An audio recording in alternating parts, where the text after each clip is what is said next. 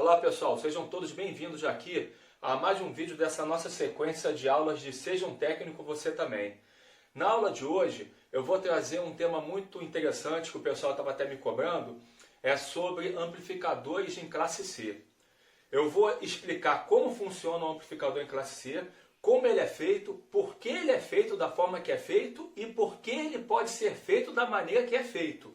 Então, para isso, vocês vão ter que entender, primeiramente, conceitos de carga reativas, circuitos RLC, como ele se comporta, para que vocês possam entender como funciona um amplificador em classe C. Então, vamos passo a passo para esse tema que é muito interessante. Fiquem aí, não vão embora não, que a aula de hoje promete ser muito maneira. Fiquem aí.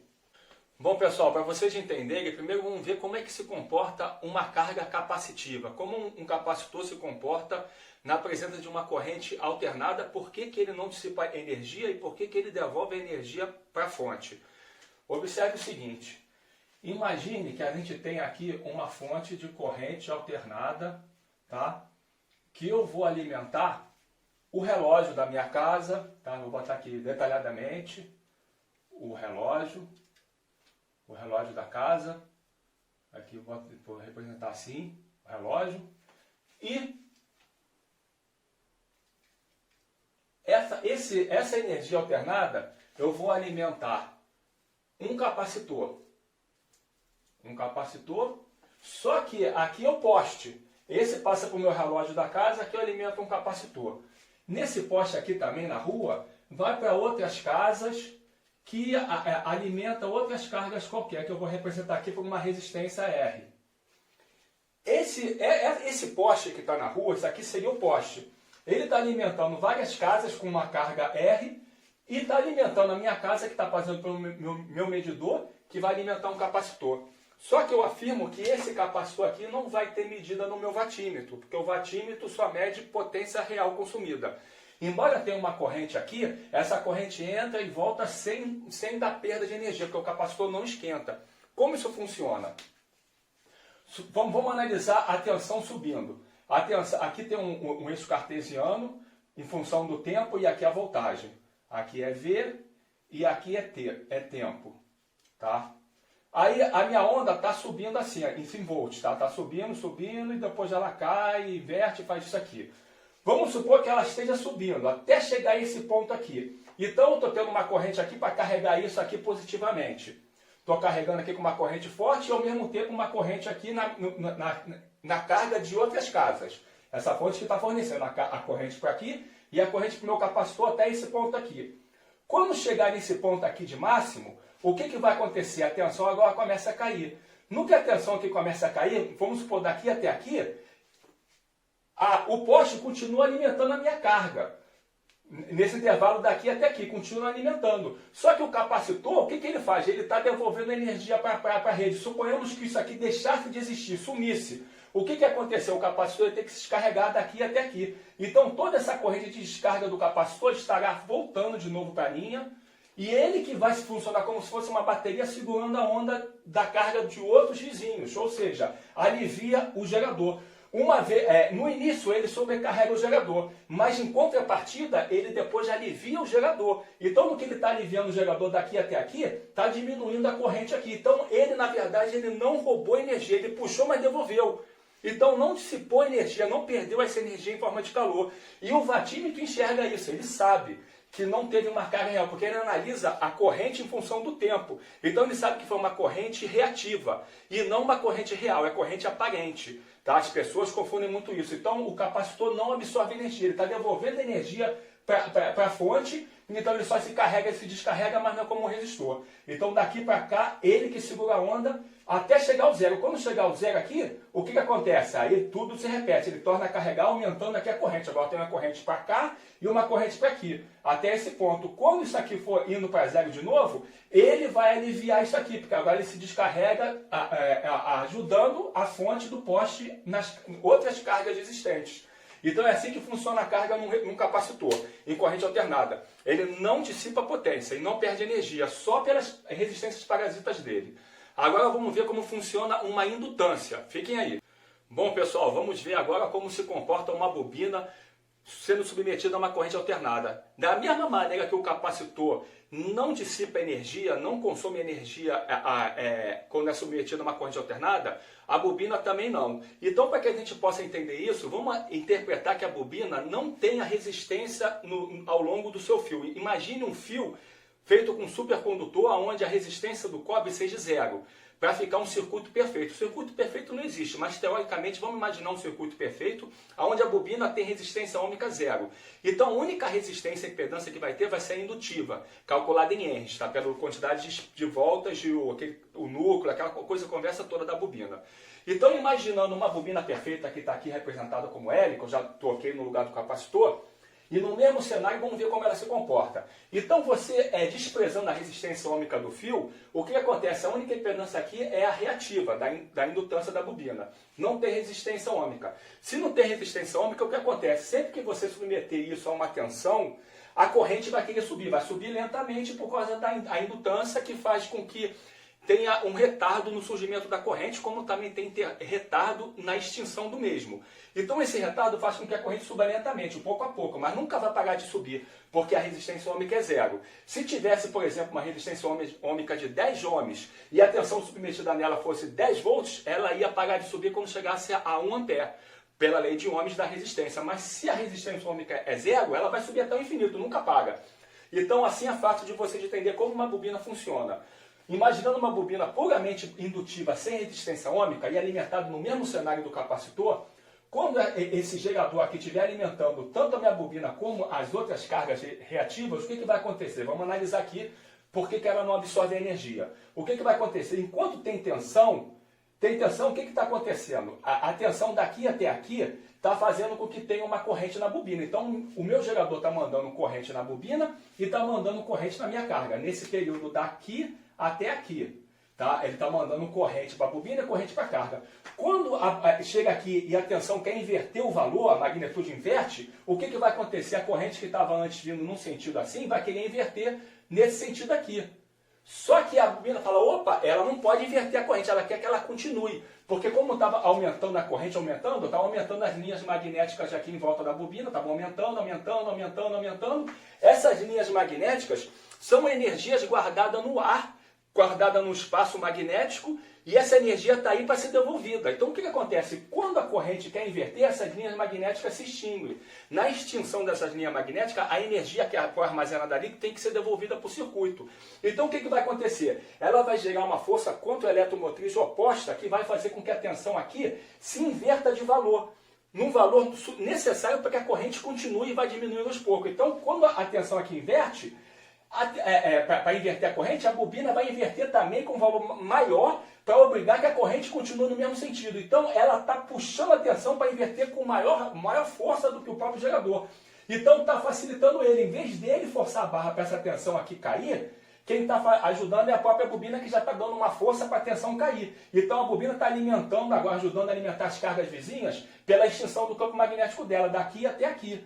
Quando ela chega aqui, o que acontece? Ela já aliviou toda a corrente dela, já devolveu tudo e começa a carregar de novo daqui até aqui com carga no outro sentido. Quando ela chega até aqui, de novo, quer inverter o sentido. No que quer inverter, agora ela vai gerar uma força contra a eletromotriz oposta, agora a tensão aqui vai querer subir pra caramba. Vai subir ajudando a isso aqui subir. Então quem está ajudando a alimentar agora daqui até aqui vai ser a própria bobina devolvendo a corrente para a carga que foi armazenada em campo magnético.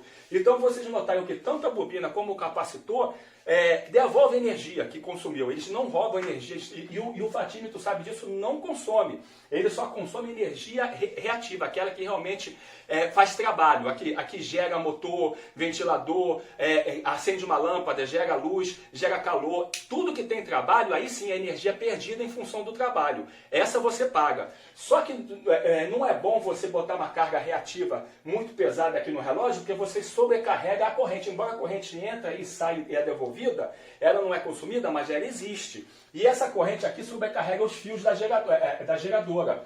Então por isso que a concessionária obriga que as empresas, as indústrias que consomem muito, tenham bancos de correção, capacitivos e indutivos, para analisar, opa, minha carga industrial está muito capacitiva, então mede indutância na rede, para anular, porque o indutor anula o capacitor. Ah, está muito indutiva, então mede capacitor, para sempre anular e o fator de potência ser igual a 1, ou seja, só a carga real que seja consumida. Isso alivia a corrente que vai e volta, porque essa corrente faz com que os fios se aqueçam. E o aquecimento da corrente faz umas pequenas perdas de tensão ao longo dela. Então tem sempre uma perda em função do aquecimento do fio. Isso obriga que o fio seja mais grosso, é muito ruim para as concessionárias. Por isso que tem esse controle todo de fator de potência nas indústrias. Obriga que tenha a correção. Mas na residência, como a carga indutiva é pequena, ela dá uma colher de chá. Então ela não cobra entre a gente cargas indutivas. E o vatímetro sabe disso. A gente não paga, só paga potência reativa. Agora que vocês entenderam como funciona uma bobina e um capacitor, vamos ver como comporta as duas juntas, para vocês entenderem o amplificador em classe C. Fiquem aí. Bom, pessoal, agora que vocês viram como se comporta um capacitor e um indutor sendo submetido a uma corrente alternada, vamos ver como se comporta eles sendo submetidos juntos em paralelo com uma corrente alternada, para poder entender o amplificador em classe C. Bom, imagine o seguinte, aqui eu tenho um capacitor, eu tenho aqui um indutor, e aqui eu ponho uma fonte,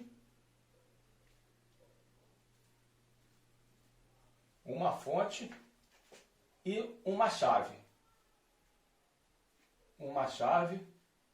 Aonde eu vou ligar essa chave aqui. No que eu ligo essa chave aqui, eu vou botar toda a tensão aqui em cima desse capacitor. Ele vai ficar carregado com essa mesma tensão DC. Aí eu levanto a chave. Levantei a chave, toda a tensão DC está em cima desse capacitor. Aí o que eu faço? Eu vou e fecho aqui em curto. O que vai acontecer quando eu pegar o capacitor e fechar em curto com uma indutância? O que vai acontecer? A corrente nesse capacitor vai se descarregar pela bobina. Esse tempo vai ser maior quanto maior for o valor do capacitor. E o tempo vai ser maior quanto maior for o valor de indutância, em R's da bobina. Mas enfim, ele vai ter um tempo para se descarregar. Então ele vai começar, a tensão que estava aqui alta, vai começar a se descarregar, até chegar a 0 volts. Tá? Até chegar aqui a 0 volts. Quando chegar aqui a 0 volts, o que vai acontecer? Como vocês viram, a bobina vai criar, ela ficou cheia de campo magnético aqui em volta dela, armazenado. E com uma corrente máxima, quando chegou aqui em 0 a corrente dela está máxima, mas ela não quer que essa corrente deixe de existir. Então o campo magnético dela vai se extinguir, fazendo com que a corrente continue. Então a corrente vai diminuindo, e a tensão agora vai invertendo até chegar a 0, até chegar aqui. Ou seja, a corrente vai diminuindo, forçando com que ela exista e fazendo com que essa tensão aqui no capacitor se carregue inversamente. Estava positivo, começa a ficar negativo até esse ponto aqui máximo. Quando chegar ao ponto máximo, que por sinal vai ter a mesma magnitude da de cima, se aqui chegar, por exemplo, a 10 volts, aqui vai chegar a menos 10 volts. De modo que essa energia aqui, a mesma que essa, não teve energia nenhuma, elas se anulam. Então, ou seja, não teve perda de energia, foi toda devolvida para o circuito. Isso desprezando a resistência ohmmica do fio, tá? Um circuito perfeito, tanto da bobina como do capacitor. Sem resistência interna também, impedâncias parasitas. Aí ela vai se descarregar, fazendo com que a tensão venha até aqui. Quando ela chegar até aqui, tudo se repete. Agora o capacitor vai fazer uma corrente no sentido oposto e vai armazenando na bobina em forma de campo magnético, até aqui. E aí depois, quando chegar a 0, esse campo magnético se extingue, a bobina gera uma tensão oposta que vai descarregar a bobina e carrega o capacitor. Então o que vai acontecer? Você vai ter exatamente a senoide aqui, viajando ao longo do tempo e não vai parar mais até o infinito. Isso aqui vai ficar oscilando de mais VCC a menos VCC infinitamente até o infinito. Nunca para. Vai ficar ali. Por quê? Porque não vai ter perda de energia, a energia não tem para onde ir embora, essa energia armazenada aqui fica trocando com essa e vice-versa, uma troca com a outra e fica até o infinito. Só que existem perdas. Como existe perdas, essa tensão ela tende a fazer isso. Ó. Ela vai diminuindo até se extinguir. Por causa das perdas que vai ser a resistência interna do capacitor e a resistência do fio do cobre. Então a resistência que vai dissipar a potência em forma de calor. A gente não vai nem sentir esse calor, mas vai haver um calor que vai dissipar essa energia aqui ao longo do tempo. Por isso que ela para, senão ela ficava assim constantemente. Agora imaginem vocês, se aqui nesse lugar da bateria, eu colocasse uma fonte de corrente alternada e aqui eu colocasse uma resistência. Só que essa corrente alternada estaria no mesmo sincronismo disso aqui. O que vai acontecer? Ela nunca vai se descarregar, porque quando ela tiver um pouquinho mais fraca, o resistor aqui vai mandar um pouco e faz com que ela suba. E quando aqui tiver mais fraco, o resistor manda um pouco e faz com que ela suba. Então o que acontece? Esse circuito vai fornecer só a pequena quantidade de energia que foi perdendo. Aí ela continua assim constantemente. E o consumo aqui é mínimo. O consumo aqui vai ser só o necessário das perdas existentes aqui. Por isso que um circuito LC em ressonância, a impedância é infinita. Quase não tem corrente, não tem queda de tensão no resistor e a fonte fica folgadona. Porque ela não tem consumo. O consumo é zero. Só vai haver consumo em função das perdas. Ou seja, a tensão aqui está subindo, mas a daqui também está na mesma fase. Então, se daqui está alta e aqui está alta, daqui para cá eu tenho zero. Aí caiu, está aqui baixo, mas aqui está baixo, aqui também está baixo, eu tenho zero. Então, a DDP no meu resistor é sempre zero, porque a tensão daqui é a mesma que aqui. Só quando aqui começar a cair, que a tensão aqui vai ser um pouco diferente da daqui. Essa pequena diferença vai dar uma queda de tensão aqui, que vai fazer uma corrente pequena para suprir as perdas. Então é assim que funciona um circuito ressonante LC. Por isso que na sintonia a corrente é mínima, a impedância máxima, e vocês entenderam como funciona. Partindo desse princípio, vocês podem entender que um amplificador em classe C, basta eu dar pequenos pulsos que isso aqui se repete. Ela se reproduz toda a sua onda. Eu não preciso amplificar todo o meu percurso. Basta eu amplificar um pequeno pulso, um pulso aqui, pum, já é suficiente para fazer com que isso aqui tenha o reforço e ela nunca mais cai. Então um amplificador em classe C é justamente isso, é um amplificador no qual você amplifica pedaços da onda. Qualquer pedaço pode ser de 0 a 360 graus, mas tem que ser menos do que 360 graus. Nunca amplifica ele todo. Isso que se caracteriza como amplificador em classe C. É aquele que amplifica pequenos pedaços da onda. O amplificador em classe A, ele amplifica toda a onda. O amplificador em classe B, ele amplifica 180 graus certinho. E vai ter um outro que vai amplificar os outros 180, negativo. E o amplificador em classe C, ele amplifica um pedaço da onda. Agora, esse pedaço pode ser qualquer parte da onda, mas é um pedaço diferente dela toda. Então, agora vocês sabem por que o amplificador em classe C só amplifica um pedaço. E vamos ver como ele funciona na prática. Fiquem aí. Bom, pessoal, agora sim chegou o momento de ver um amplificador em classe C. Agora nós já estamos capacitados para compreender como funciona um amplificador em classe C. Para isso, eu vou ler aqui um circuito clássico, simples, para poder explicar como funciona um amplificador em classe C, tá? Claro que não vamos ver todos os modelos que existem, porque são infinitas as criatividades. Mas vocês entendendo isso, vocês vão entender como funciona um amplificador em classe C, que é esse o objetivo do curso, ensinar a teoria para que vocês tenham capacidade de compreender os circuitos. Então, aqui é um típico circuito de amplificador em classe C, onde eu tenho aqui um circuito sintonizado, tá, que eu quero amplificar, e aqui vai ter a minha senoide sintonizada. E eu vou querer amplificar com essa onda senoidal aqui, tá? Vou até botar ela para ficar mais didático, inversamente daqui, porque isso aqui é um amplificador inversor também de sinal. Então, vou botar assim para ficar mais didático, tá?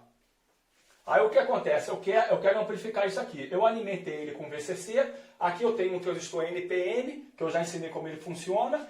Ele, para conduzir, tem que ter uma tensão na base superior a 0,7 volts. 0,6, 0,7. Então ele está no corte. Mas por que ele fica no corte? Porque o transistor não vai conduzir todo o período, só um pedacinho da onda, como eu ensinei. Porque o circuito LC vai reconstituir todo o sinal, como a gente já viu. Então eu não preciso do resistor aqui de polarização para botar o 0,7 volts aqui. Eu não ponho, ele fica literalmente no corte, com a polaridade só no zero. Para quê? Para que o rendimento seja máximo. Eu não tenho corrente contínua aqui, não aquece, tenho um melhor rendimento, porque eu posso fazer isso em amplificadores de classe C, conforme foi visto. Aí eu polarizando isso aqui no corte, o que acontece? Ele só vai conduzir quando a tensão estiver acima do 0,7. Então imagine que a tensão está subindo aqui, subindo, subindo. Quando ela chegar a uma tensão aqui tal, que aqui deixa a tensão de condução, esse cara aqui vai conduzir. No que ele conduz, ele vai fazer uma corrente aqui e vai carregar esse capacitor aqui, vai subindo, vai carregando o capacitor e essa tensão aqui cai. Então cai para esse ponto aqui, por terra, e como está com VCC, eu vou ter toda a tensão aqui. Então carreguei ele todo com tensão negativa. Aí o que acontece? Ela subiu até aqui, ele entrou no corte, que é esse momento aqui. Entrou no corte. Quando entrou no corte, a tensão aqui começa a cair. No que começa a cair, a tensão aqui começa a cair também, botando a tensão aqui abaixo de 0,7. Então, o que acontece? Esse cara entra no corte, se entra no corte, opa, não está mais conduzindo, a tensão aqui pode subir de novo. Aí vai subindo, subindo, subindo até aqui. E está no corte. Quando ele vai invertendo de novo para chegar à tensão da Terra, mais ou menos nesse ponto aqui, um exemplo pode ser em qualquer ponto, mais ou menos nesse ponto aqui, esse cara aqui ficou esse tempo todo no corte e a tensão aqui ficou negativa, ou seja, por exemplo, uns menos 5 volts, um exemplo, menos 5 volts. Então, se está negativo aqui, o resistor está descarregando o capacitor lentamente. Quando a tensão tornar a subir, o capacitor perdeu um pouco de carga na descarga do resistor. Essa carga que ele perdeu, ele vai querer pegar de novo na corrente da base. Então, quando a tensão subir, ele torna a dar outro pulso. Esse outro pulso aqui vai fazer com que essa tensão caia de novo, armazenando de novo a tensão aqui e tudo se repete. Aí a coisa vai embora, não para mais. Senão, o que ia acontecer? Ele ia fazer assim, ia diminuir, diminuir, diminuir, como eu expliquei para vocês. Mas sempre quando chegar no momento propício, esse cara dá um pulso, pum, carrega. Aí vai ficar mais ou menos assim, para que vocês possam entender. Vai ficar uma coisa assim, aí faz isso, aí sobe. Aí ele faz, aqui redondinho, sobe, faz isso aqui. Aí chega aqui, um pulso, aí sobe. Aí chega aqui um pulso, aí só, ou seja, eu vou ter sempre um pulso aqui, no momento que esse cara subiu de novo, que vai ser referente à descarga desse capacitor por intermédio do resistor, porque a corrente negativa não passa aqui, isso aqui é um diodo. Então o resistor é que vai limitar o quanto de carga eu vou botar de novo no próximo pulso. Isso tudo tem que ser calculado em função da frequência. Quanto maior a frequência, mais rápido tem que ser o transistor. Tem uma série de cálculos, né, de engenharia para você botar para funcionar, principalmente se for frequências altas, em RF. Em RF é uma problemática tremenda porque a capacitância parasita que tem daqui para cá, a capacitância parasita daqui para cá, tudo isso interfere. O ganho do transistor cai para caramba em função da frequência, então tem que ser um transistor especial. Tem uma série de dificuldades, por isso que as pessoas fazem várias versões de amplificador em classe C. Uns entrando pelo emissor, tudo com o intuito de ter melhor rendimento e botar isso para funcionar. O resultado final é obtido mesmo na prática com o osciloscópio. Você tem que ver a onda, o que está acontecendo na prática de maneira empírica. É muito difícil você calcular e na prática funcionar o que você quer que funcione em RF. Em RF você tem que ter um laboratório, um osciloscópio e ficar vendo o sinal. Senão você vai trabalhar às cegas. Você consegue fazer alguma coisa, mas não é garantido. Tá? Em RF é bem complicado, tá? Tudo tende a sair diferente. Inclusive aqui também irradia, você perde energia. Aí o que aconteceria? Isso aqui é um sinal que eu posso botar uma antena e isso aqui viaja em RF. Aí essa energia que eu estou perdendo aqui é que é a energia que faz com que ele diminua. Aí os outros pulsos fazem com que carregue de novo e eu mantenha a minha potência. Então é assim que funciona o amplificador em classe C. Tá? Eu espero que a aula tenha sido válida, que vocês tenham conseguido aproveitar e entender alguma coisa. Tá? Eu espero que eu tenha sido útil. Então, pessoal, me dê uma força, compartilhe esse vídeo. Assistam meus vídeos, assistam os outros vídeos. Se vocês não viram os vídeos, com esse aqui já eu tenho 54 vídeos no meu canal. Tá? Eu tenho 53. Com esse publicado aqui agora, hoje eu tenho 54, a partir do dia de hoje. Tá? Eu tenho 54 vídeos. Então veja, se vocês só viram 3, pô, tem mais 51 para ver. Vejam todos os meus vídeos, vejam propaganda para não poder surgir, porque eu estou trabalhando grátis, né? Praticamente. Mas eu sei que um dia eu vou chegar lá e o apoio de vocês também é mais do que suficiente para que eu nunca desista. Mas se eu tiver um retorno, eu vou poder me dedicar mais ao canal. Coisa que eu não posso fazer, que eu tenho que trabalhar para terceiros para poder viver, né? Eu não posso viver do canal, por isso que eu ponho um vídeo por semana, um vídeo por mês, um vídeo a cada 15 dias. Mas me ajude a crescer para que eu possa fazer mais vídeo para vocês. Então isso é tudo, pessoal. Fique com Deus, um forte abraço. Até a próxima. Tchau.